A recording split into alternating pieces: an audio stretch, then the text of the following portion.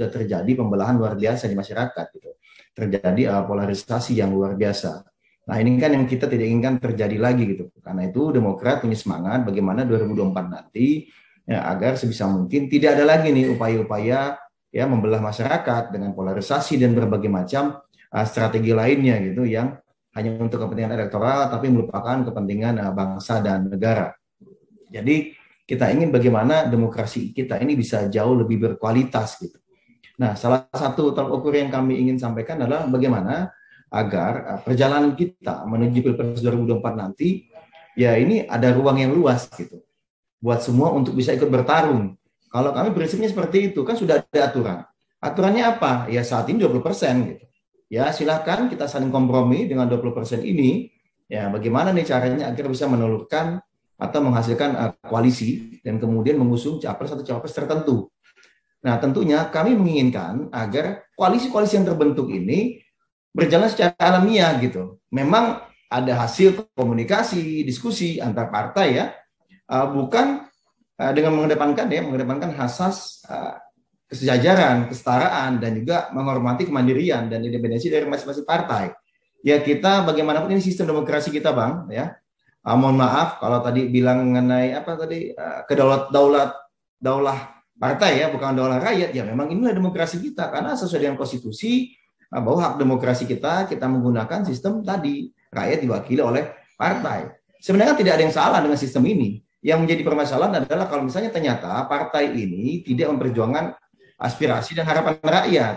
Karena itulah ada Bang Matnur ini, ada Prof. Fadil, ada Prof. Antoni Budiawan ya sebagai pressure group, sebagai teman-teman kekuatan masyarakat sipil yang harus terus juga bertarung nih di alam demokrasi ini mengingatkan teman-teman di partai gitu.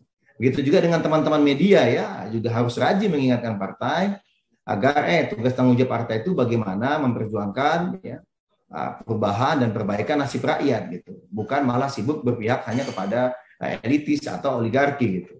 Nah, ini yang menurut kami tidak ada yang salah dengan sistem demokrasi kita. Beginilah sistem demokrasi kita, tetapi memang dalam prakteknya masih ada hal-hal yang perlu diperbaiki. Saya senang sekali makanya ada Bang Matnur, ada narasi institut ini dan ada talkshow seperti ini karena ini adalah bagian dari upaya menjaga kewarasan demokrasi kita gitu. Ya, sehingga tidak dikooptasi oleh kelompok-kelompok kecil saja, apalagi oleh kelompok kecil oligarki ya yang berusaha memperpanjang kekuasaan dengan berbagai cara yang tidak demokratis gitu. Nah, ini yang kami inginkan gitu bahwa bagaimana ada dialektika yang bebas tumbuh berkembang antara satu sama lain. Kalau kita bicara mengenai perang gagasan ya memang itulah yang harusnya terjadi dan kami terus mendorong itu.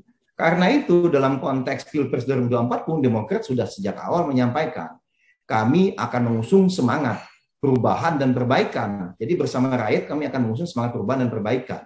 Ya kalau kita bicara dengan bahasa yang lebih halusnya, kemarin waktu Mas Ahy ketemu dengan Mas Anies, yaitu kita namanya continuity and change gitu. Maksudnya apa continuity and change? Ya ada yang baik saat ini ya kita lanjutkan. Kalau ada yang kurang baik ya kita perbaiki. Nah, kemudian tetapi ada frame yang agak berbeda gitu. Pola pandang kami Demokrat melihat bagaimana pembangunan itu untuk rakyat gitu, bukan rakyat untuk pembangunan. Bagaimana pemerintah seharusnya itulah yang mengencangkan ikat pinggang, bukan pemerintah tidak mengencangkan ikat pinggang, tetapi meminta rakyatnya mengencangkan ikat pinggang. Ini kan menjadi bagi kami sedikit anomali gitu ya. Pada saat pemerintah yang asal katanya adalah government yang berasal kata to govern yang harusnya mengelola. Tetapi mengapa kemudian rakyat yang saat ini sedang kesulitan karena harga bahan pokok terus naik, tapi kemudian malah ditimpakan tadi pencabutan subsidi dan macam-macam gitu. Nah ini kan bagi kami ada hal yang kurang pas. Dan itulah kenapa Mas Ahy sering sekali menyampaikan bahwa memang keadaan kita saat ini tidak baik-baik saja. Kalau ada yang bilang saat ini baik-baik saja, tolong mainlah ke lapangan, melihat berapa banyak yang menganggur sejak 2 tahun terakhir, berapa banyak yang sudah miskin menjadi semakin miskin gitu. Ya lihatlah gitu, jangan hanya sibuk dari kursi di belakang meja saja bilang kita baik-baik saja. Nah ini yang menjadi pertanyaan besar. Kalau kita tidak jujur berat ini berat. Bagaimana kita ingin memperbaiki sesuatu tapi kita tidak jujur dengan situasi dan kondisi saat ini. Mengapa saya sampaikan ini meskipun kita bicara mengenai pro kontra Anies Baswedan? Ya karena pencalonan Mas Anies dari teman-teman Nasdem setahu kami juga berangkat dari semangat yang sama. Kita ingin ada perubahan dan perbaikan buat negeri ini. Bukan berarti bahwa Pak Jokowi ini nggak ada baiknya. Ada pasti kebijakan-kebijakan yang beliau lakukan memang baik untuk bangsa dan negara ini gitu. Tapi kami juga melihat bahwa ada nih cara pandang, kebijakan yang menurut kami mesti diperbaiki, yang mesti diubah sehingga negara kita, masyarakat kita akan jauh lebih baik nanti di 2024.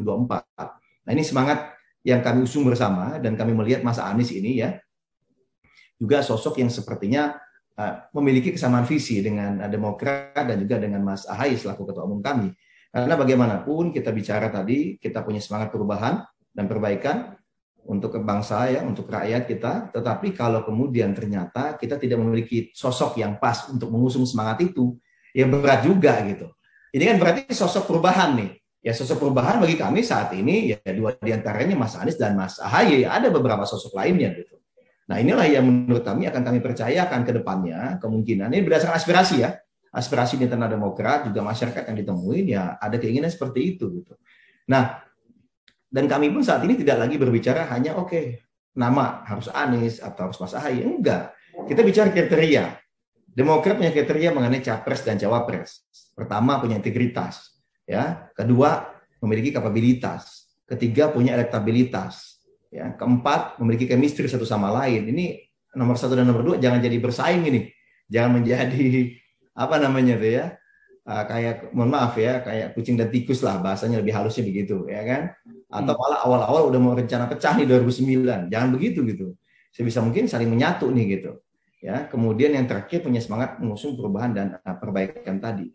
Nah, disinilah yang menjadi titik awal kami. Kemudian mengapa dengan teman-teman Nasdem, dengan teman PKS komunikasinya intens sekali. Dalam beberapa bulan terakhir ini mengalami ada kecocokan, ya ada banyak sekali hal yang sudah kami sepakati, yang sudah kami sepahami, chemistry juga semakin baik.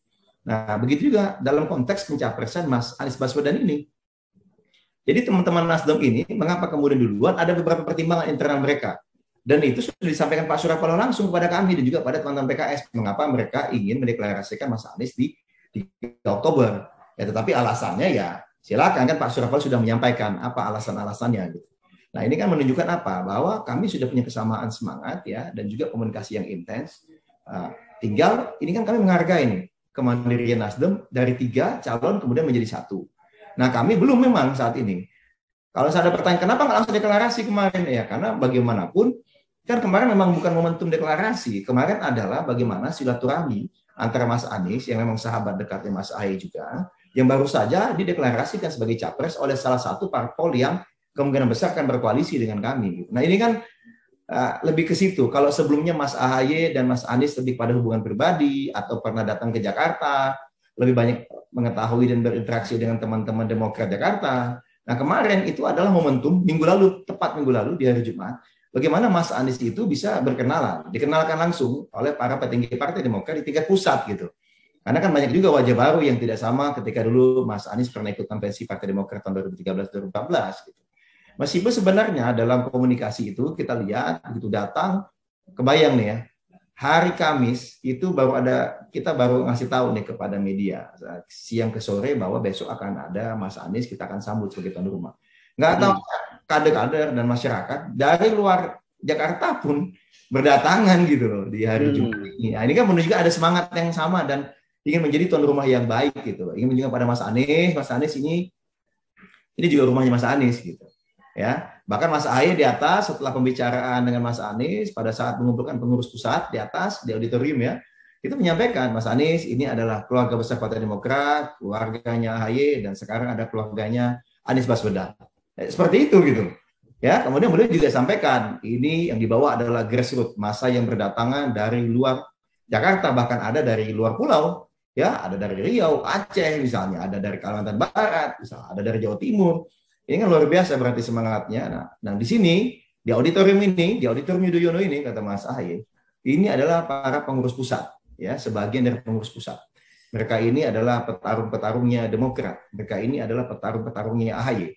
Nah, nanti akan menjadi petarung-petarungnya Anies Ahaye. Nah, seperti itu gitu.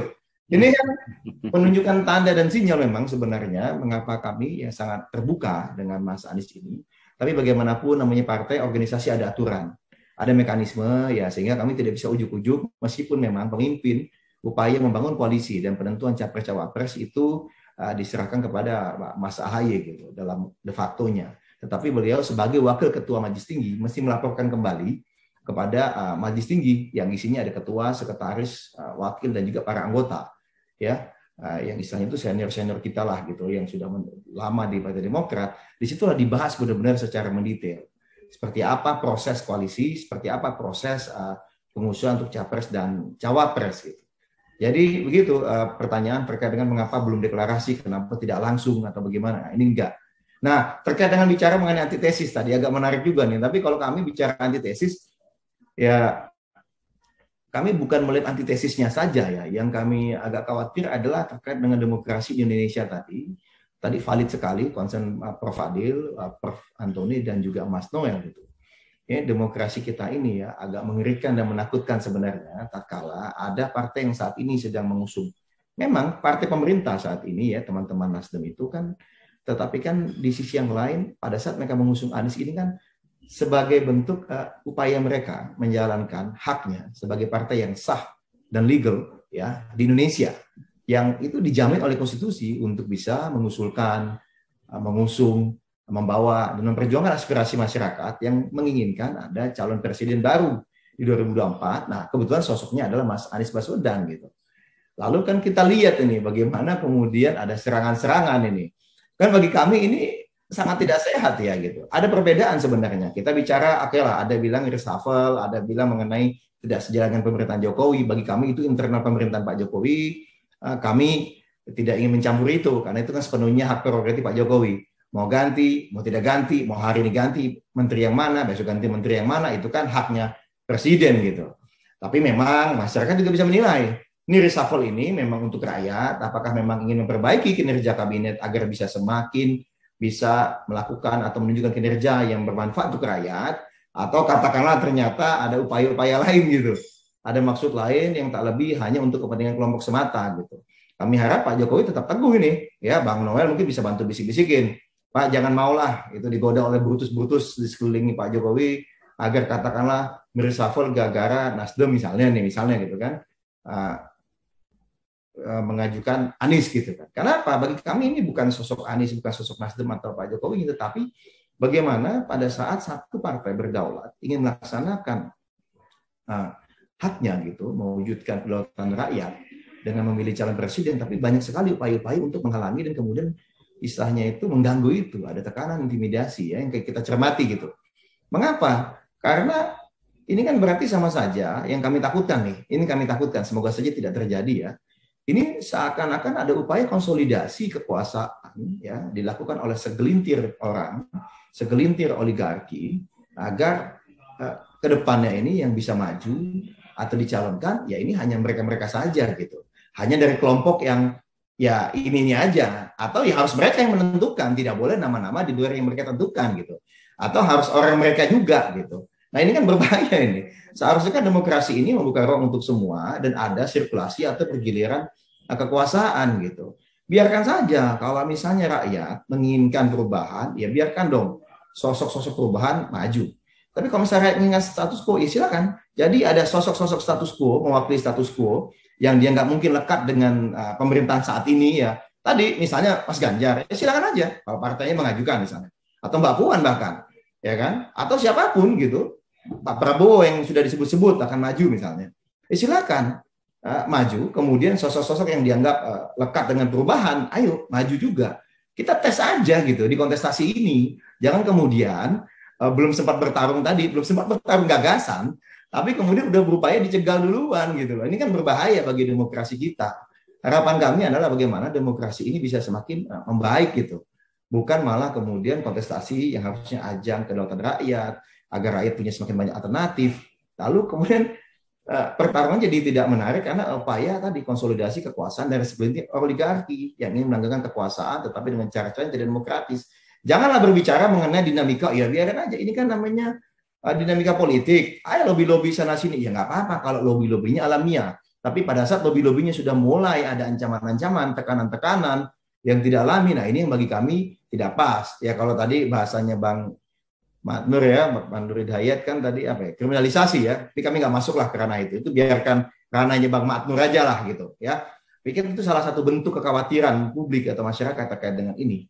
Nah, lalu kalau bagi kami, Bang Noel ya, tadi ada sedikit bagi kami yang perlu kami tambahkan juga terkait dengan masalah kaderisasi ya, atau sumber pemimpin. Kita sudah punya 7 presiden. Ya, ada Bung Karno, ada Pak Harto, ada Pak Habibie, ada Gus Dur, ada Bu Mega, ya ada Pak SBY, dan sekarang ada Pak Jokowi. Ya, semua pemimpin ini kan punya kelebihan dan kekurangan. Ada tantangan berbeda di tiap masa gitu. Dan ini latar belakangnya beda-beda loh. Ya kan? Sehingga bagi kami tidak apa sebenarnya kalau kemudian kita membatasi, oh capres atau cawapres harus dari latar A, latar B. Enggak lah. Kalau menurut kami banyak sebenarnya jalur untuk itu. Gitu. Pertama, kita bicara kepala daerah. Kedua, kita bicara mengenai menteri misalnya. Ya ketiga, jangan lupa Bu Mega, Pak Gus Dur, ya kan? Gus Dur ya, dan kemudian Pak SBY. Ya ini kan kok ada partai gitu. Ya, jadi nggak apa-apa, sebenarnya sah-sah saja kok menurut kami. Baik. Nah itu kira-kira. Jadi harus terbuka, jangan malah kemudian kita ingin melawan oligarki. Kita ingin melawan sekelompok kecil elit yang berupaya mengatur-ngatur agar sesukanya dia nih pengganti Pak Jokowi, ya kan? Nah, tapi sikap kita mirip nih, jangan dong. Kita buka aja ruang buat semua, terus kita tes gitu, kita lihat survei menjadi salah satu dasar gitu. Ya misalnya kami, Mas Anies, kemudian kalau dari kami Demokrat misalnya nanti akan mengusung misalnya, dan kami melihat banyak masukan Anies AHY. Kenapa? Karena surveinya bagus kedua-duanya. Anies bagus, Mas AHY bagus, dan ternyata bisa dengan yang lain-lain angkanya cukup tinggi nih. Gitu loh. Ya, maksud kami ya biarkan saja kita tes, kita buka karena ke itu kami mainnya kriteria. Kami tidak ingin merujuk pada nama saja, tapi kita bicara mengenai kriteria. Apakah nanti emang Anies? Apakah nanti Anies AHY? Ya, ayo gitu. Yang pasti bagi kami bukanlah ruang itu. Mari kita berdiskusi, berdialektika berdasarkan data dan yang ada gitu, secara alami. Ini awalnya, sorry kepanjangan nih, maksud kami biar soalnya banyak sekali tadi. Pembicara pertama, kedua, ketiga, kita harus respon lah biar sekalian. Iya. Jadi ketahuan menyimak gitu kan. Nanti dikiranya nggak menyimak pembicara 1, 2, dan 3 kan gitu. Bungkus Bang Herzaki, keren sekali. Terima kasih ya, Bang ya. Silakan. Ya, terima kasih Bang Herzaki ya. Saya kira panjang yang udah Abang sampaikan. Pertanyaan singkat, kalau dihadapkan Anies doang, entah siapa kandidatnya, atau ada opsi apa dan akhirnya harus dikorbankan Anies AHY. Kalau dari cerita kebersamaan, perubahan, visi, kriteria, kelihatannya bagaimana Mas Demokrat melihatnya? Ya, sampai dengan saat ini memang banyak aspirasinya memang Anies AHY gitu. Ya, kalau kami kita stick pada kriteria perubahan dan perbaikan. Jadi kami mohon maaf gitu bicara Pak Ganjar. Apakah Pak Ganjar itu representasi perubahan? Misalnya nih, ya kan? Apakah katakanlah Pak Prabowo representasi perubahan? Kalau kata Bang Noel, Ganjar iya dong perubahan. Kata Pak Prabowo iya dong perubahan. Ya, kita kan bisa melihat kadarnya gitu ya, berapa banyak, gitu kan? Lebih banyak, lebih cenderung kemananya gitu. Ya masa akhirnya Pak Jokowi bicara perubahan yang benar aja. Nanti kayak antitesa kemarin dong, ujung-ujung nanti di reshuffle nanti atau kena surat nanti.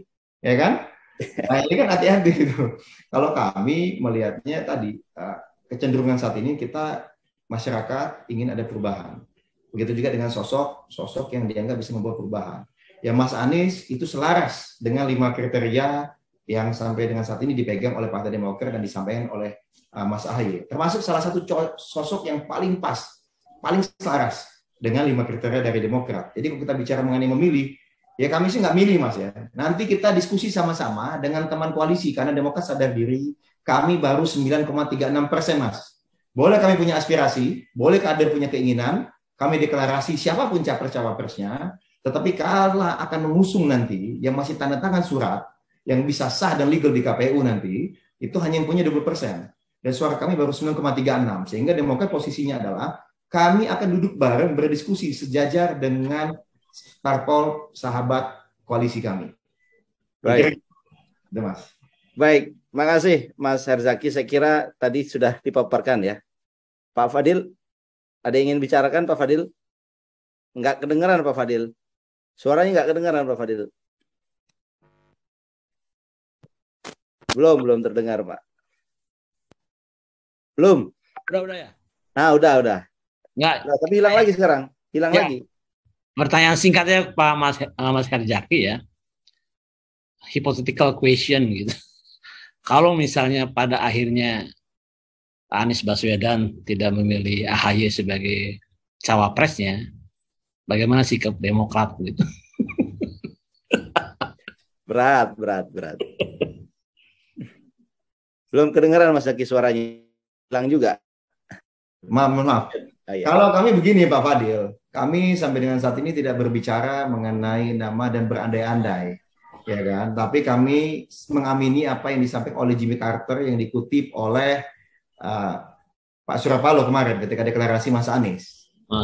Why not the best? Ya kan? Ya kita pilih capres cawapres terbaik yang bisa kami usung, yang akan bisa menang gitu. Jadi bukan selera si A, selera si B, mohon maaf gitu. Tetapi ya kita ada indikator yang jelas, kita duduk bareng, kita lihat mana nih yang semangat perubahan perbaikan dan mana yang bisa menang. Ya jangan yang mohon maaf gitu disurvei sebagai capres rendah, sebagai cawapres rendah, lalu maksa-maksa minta dipasangin dengan katakanlah Mas Anies gitu kan. Atau misalnya sosoknya pasangan dengan Mas Anies, misalnya nih Mas Anies yang mau di koalisi kami yang khusus sebagai capres gitu ya. Lalu ada mungkin punya finansial, punya apa, tapi kalau dipasangkan dengan Mas Anies, ternyata ini berdua antitesis beneran. Bukannya menambah ceruk suara, tapi malah mendowngrade satu sama lain. Ya enggak lah gitu. Nah, saat ini memang salah satu nama yang kita lihat, ya banyak masukan dengan teman-teman pollster, ya Mas Ahaye ini bukan hanya, oh Mas Anies 16%, Mas Ahaye berapa persen, digabung jadi segitu. Enggak, malah ada efek yang lebih lagi gitu loh. Ada curug-curug baru yang kemudian akan bergabung bahkan dari katanya konstituen yang di koalisi lain katanya ya, kita amini kalau gitu ya kan. Nah seperti itu Prof Fadil. Jadi terima kasih Prof atas masukannya. Terima kasih Prof. Mungkin saya perjelas kembali Prof, ini masalahnya bukan bahwa negara kita berdasar atas kedaulatan partai, tetapi yang saya sampaikan tadi maksudnya adalah bahwa ini semua disalurkan melalui partai Prof terkait dengan pengajuan capres dan cawapres. Karena di konstitusi jelas yang bisa mengajukan capres dan cawapres adalah partai politik atau gabungan partai politik. Nah tadi yang saya sampaikan, tidak ada yang salah dengan sistem ini. Yang salah adalah kalau partai ini kan sebagai sarana agregator sebenarnya. Sarana penyalur aspirasi rakyat, sarana kaderisasi. Ya kan, sebagai wadah saja sebenarnya. Tetapi tetap saja di dalamnya ya, ini kan harusnya menjadi kompilasi ya dari semua aspirasi rakyat gitu. Nah, hanya saja kalau katakanlah sistemnya saat ini tidak sempurna, kemudian tadi ada partai-partai yang kemudian dikooptasi oleh hanya suara elit tertentu saja. Nah, ini kan menjadi PR kita bersama, termasuk tadi saya sampaikan forum ini juga, Bang Madnur, Prof. Antoni, ada Prof. Fadil, masyarakat sipil, kemudian juga media, ayo suarakan dengan keras, jangan kayak gini gitu. Anda ini melanggar konstitusi, atau Anda ini tidak sesuai dengan aspirasi rakyat. Nah, ini maksud saya seperti itu, Prof. Yang tadi saya jelaskan juga sebenarnya. Jadi bukan berarti yang berdoa itu adalah partai, enggak gitu. Tetapi partai adalah wadahnya, sarananya untuk menyalurkan tadi fungsi partai politik kan, sarana sosialisasi, pendidikan politik, agregator, kayak gitu, Prof. Jadi harusnya partai itu memperjuangkan aspirasi dan kedaulatan rakyat. Nah itu yang menjadi cita-cita kami juga nih, Partai Demokrat gitu ya, terutama di kepemimpinan Mas Ahaye ini. Nah, dalam perjalanannya kan pasti akan banyak hal, mungkin katakanlah ada perbedaan-perbedaan tadi ya, misalnya dirasa ada yang tidak sesuai dengan aspirasi rakyat, ayo kita suarakan dengan keras gitu. Makanya kami ya, kan Demokrat juga pernah nih pemimpin negeri ini 10 tahun Pak SBY. Kita buka ruang demokrasi luar biasa. Jika ada yang berbeda ya silakan, nggak ada yang kita kriminalisasi kan gitu dulu. Nah, ini juga lah yang akan kami lakukan. Silakan bersuara keras selama punya data dan fakta, sama bagian dari demokrasi, ayo kita lakukan gitu. Nggak perlu khawatir, karena bagaimanapun kalau pemerintah merasa benar sendiri, berarti kita tidak hidup di alam demokrasi gitu. Kita hidup di alam otoriter.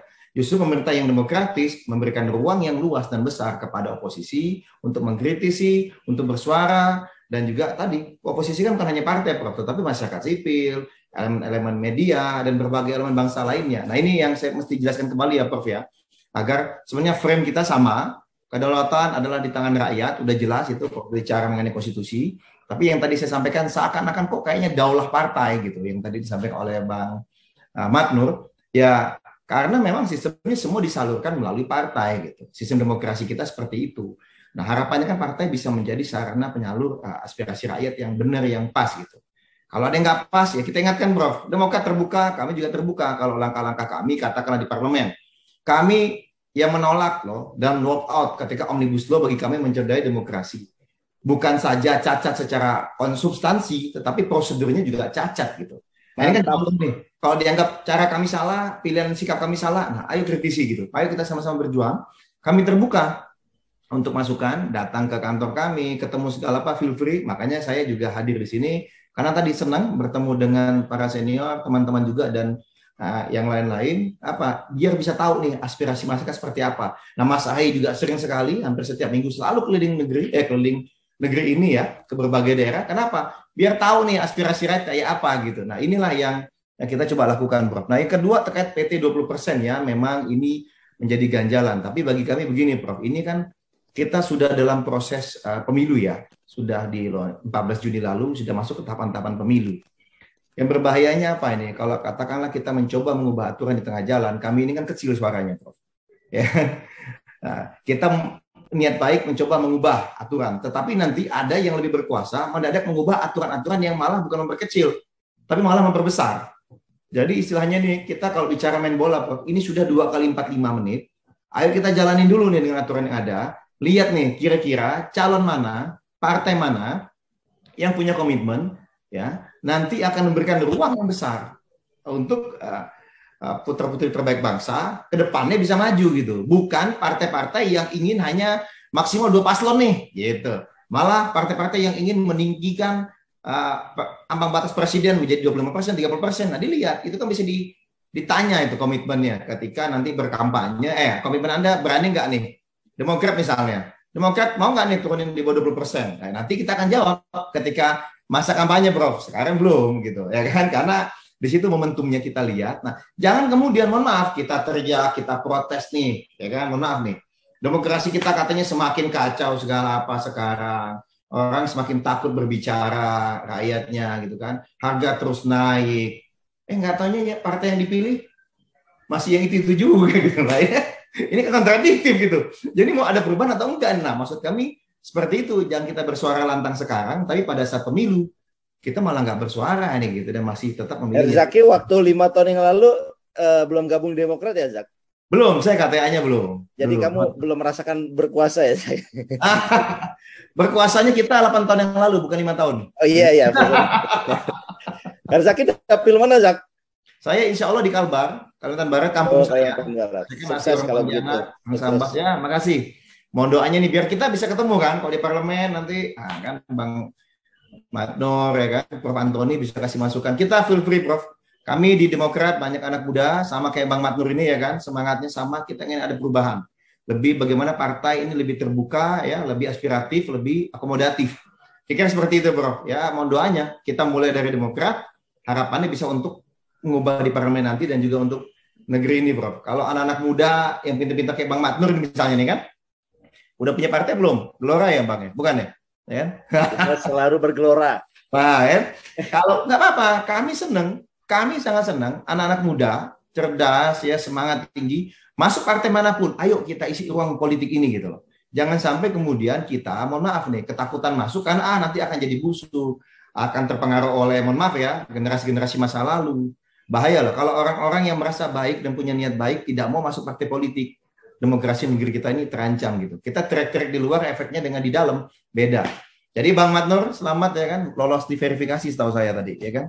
Verifikasi administrasi, semoga lolos di verifikasi faktual, jadi kita sama-sama bisa bertanding di pemilu. Tapi saya suka dengan quote kamu tadi, Erzaki, mengatakan bahwa kalau kita memang perubahan, karena sistemnya di desain seperti ini ya memang harus masuk sistem. Tetapi ada masalah ketika partai politiknya terlalu menserving oligarki. Ini yang dirasakan oleh masyarakat sekarang ini kan, bukan kepentingan rakyat kayak kasus Omnibus Law ya, termasuk juga kasus BBM. Demokrat nolak tapi nggak all out ya, Herzaki ya. Karena begini kami jelaskan, paripurna itu bukan saat pengambil keputusan. Kalau paripurna itu mengambil keputusan ya kami akan menolak dan kami maaf.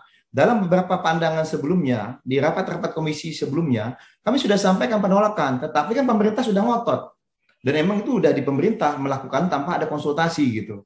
beda nih. Ya, teman-teman PKS memilih untuk melakukan itu, ya silakan, itu hak teman-teman PKS. Tetapi kami merasa loh, ini bukan momentum pengambil keputusan. Kalau kami walk out, habis itu masih ada proses pengambilan keputusan untuk undang-undang lain.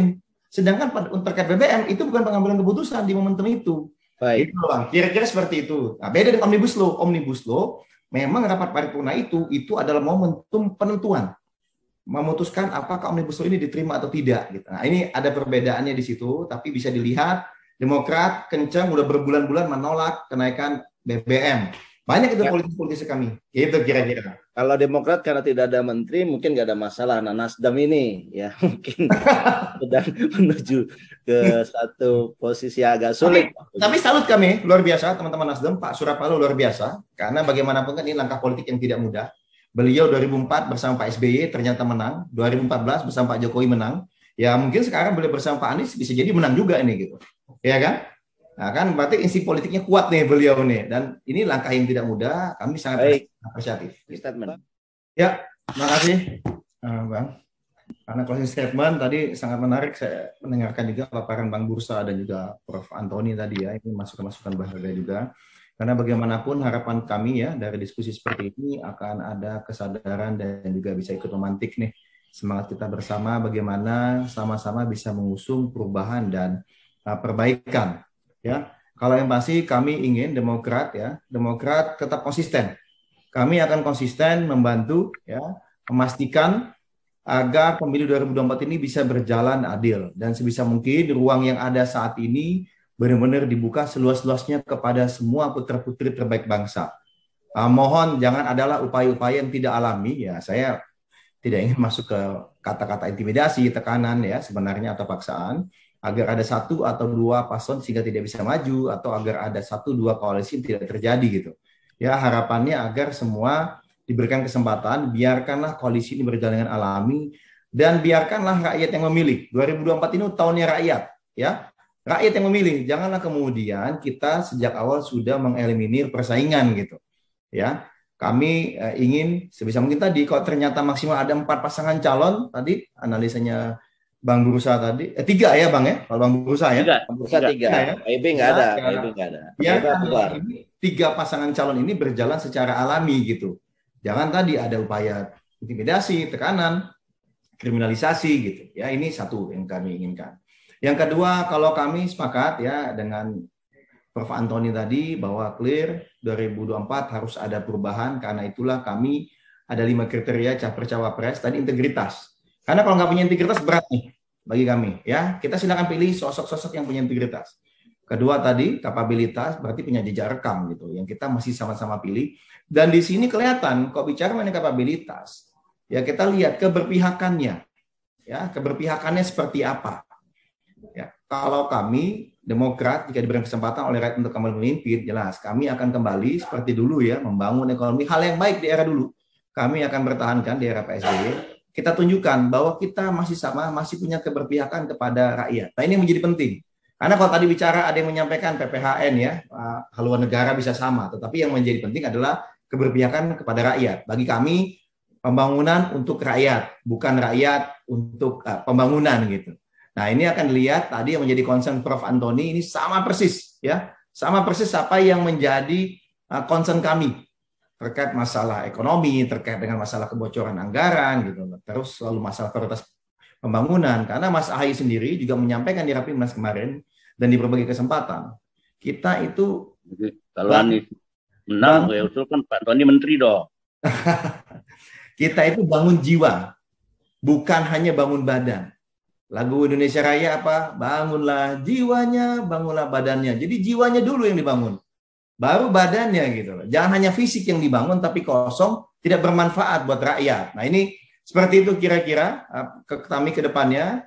Mari sama-sama kita semua di sini saling mengawal agar demokrasi dan pemilu kita bisa berjalan dengan baik 2024.